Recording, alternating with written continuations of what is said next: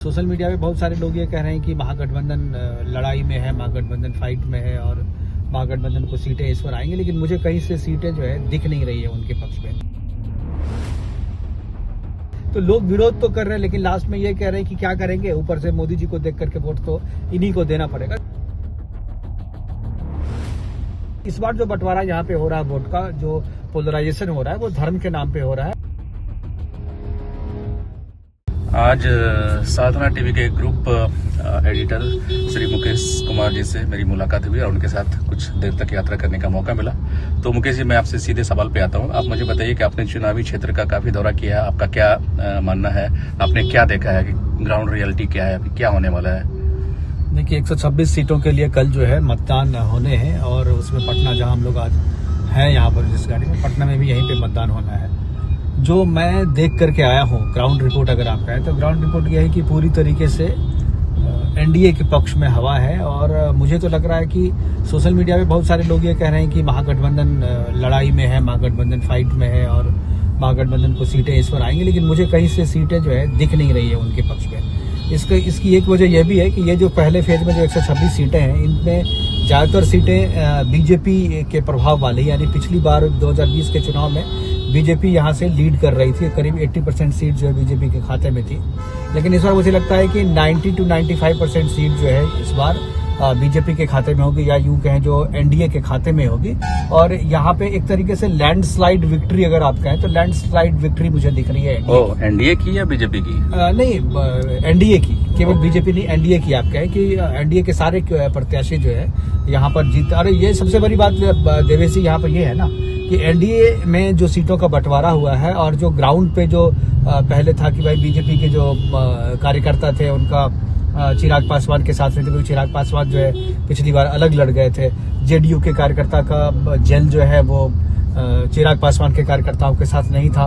लेकिन इस बार जो है उस तरीके की कोई बात नहीं है, कहीं से कोई रिपोर्ट नहीं। सारे कार्यकर्ता जो एनडीए के गठबंधन में जितने भी शामिल हैं दल, उन सभी के कार्यकर्ता एक दूसरे को बिल्कुल अपना सीट समझ करके मदद कर रहे हैं। और यही एक ऐसी वजह है, मोदी जी का तो छोड़ दीजिए आप, योगी जी, मोदी जी जहां जा रहे हैं वहां पर बिल्कुल वो जो जीत और हार का अंतर जो है ना वो खत्म कर दे रहे हैं और एक लैंडस्लाइड विक्ट्री की तरफ जो है बीजेपी को कर दे रहे हैं। तो ये तो इसकी कोई काट महागठबंधन के पास नहीं है। जिस तरीके के स्टार प्रचारकों की लिस्ट बीजेपी के पास है, जितना अच्छा काम किया है बीजेपी ने, उसके नेता, हालांकि कुछ जगहों पे कैंडिडेट गलत देने का आरोप है बीजेपी पे। ये सही भी है कि बहुत सारी जगह मैंने देखा कि कैंडिडेट अगर सही होता, यानी जो लगातार 7 बार 8 बार से जीत के आ रहे हैं, उनके खिलाफ एंटी इनकम्बेंसी है, लेकिन फिर से उनको टिकट मिला है, तो लोग विरोध तो कर रहे हैं, लेकिन लास्ट में ये कह रहे हैं कि क्या करेंगे, ऊपर से मोदी जी को देख करके वोट तो इन्हीं को देना पड़ेगा। मुझे लगता है ये ट्रेंड जो है बदलना चाहिए, क्योंकि आप लगातार अगर जनता को इस तरीके से आप टेस्ट करते रहेंगे,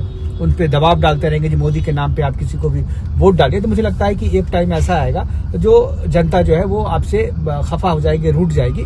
इस बार तो ऐसा नहीं हो रहा। इस बार तो जहां जहां मैंने गया, जनता इस बार वोट डालेगी, बीजेपी को वोट डालेगी। कुछ जगहों पे ऐसा भी है कि कास्ट के नाम पे और रिलीजन के नाम पे जो है लोग वोट डाल रहे हैं। लेकिन पूरी लड़ाई अभी जो है यहाँ पर कहें, जो आप कम्युनल डिवीजन यहाँ पे है, इससे आप इनकार नहीं कर सकते, हिंदू मुसलमान के आधार पे हो रहा है। क्योंकि ये लड़ाई जो है बिहार में इस बार अफजल या कहे जो औरंगजेब बनाम शिवाजी की लड़ाई है। पूरे बिहार चुनाव को आप देखेंगे तो, क्योंकि देखिए पॉपुलेशन जिस तरीके से मुस्लिम आबादी यहाँ पर बढ़ी है, और मुस्लिम आबादी बढ़ने के कारण जो महागठबंधन के जो प्रत्याशी हैं और महागठबंधन के जो नेता हैं, जिस तरीके से पोलराइज करने की कोशिश कर रहे हैं, मुस्लिम वोटों को जिस तरीके से, वोटरों को जिस तरीके से लुभा रहे हैं, वो चीजें जो है इधर से भी हो रही है। और एक तरीके से ये पूरा जो चुनाव है वो पोलराइज हो चुका है और हिंदू मुसलमान के आधार पे ही जो है यहाँ पर वोट दिया जा रहा है एनडीए में। और एनडीए के साथ एक प्लस पॉइंट ये है कि जब हिंदू मुसलमान होता है तो जात